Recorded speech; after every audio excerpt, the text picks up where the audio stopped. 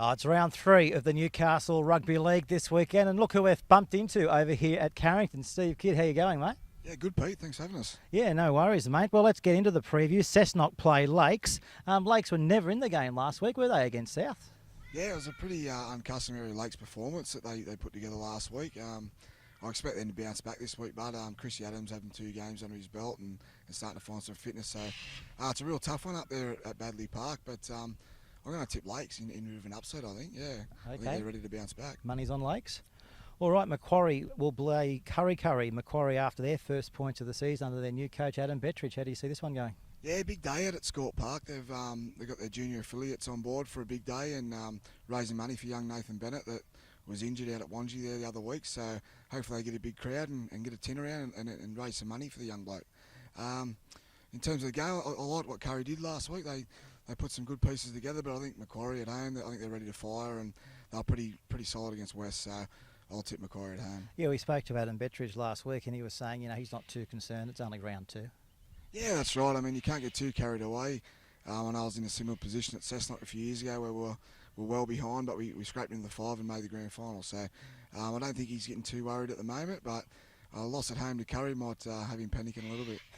Okay, our next match is Maitland versus West. West are travelling nicely after round 2.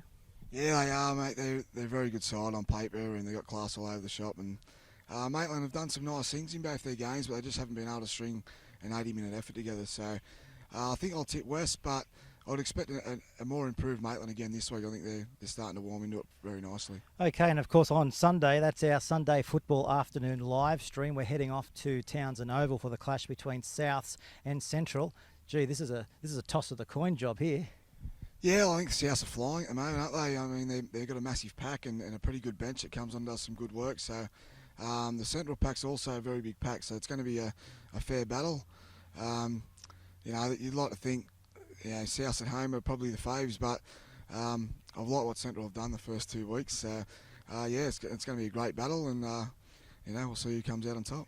Mate, you're heading off to Dubbo this weekend for the country championships. Your under-18s are playing the Bidgie Bulls. Last year's rematch of the grand final. A bit of a revenge, hopefully, this week? Yeah, hopefully. The same team, hopefully a different result. We've won our first 3 games pretty well.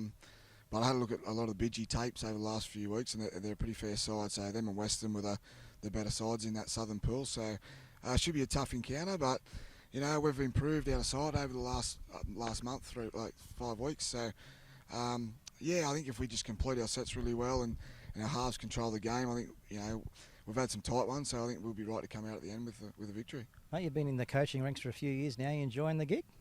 Yeah, I love it. There's nothing better than getting some kids to train that want to learn, and some of them are disappointed they're out of the night system and they want to improve and put themselves in the shop window for the country selectors. So I've had a ball doing it. It's great. And of course, if you do get up, you go on to Scully Park in Tamworth the following week.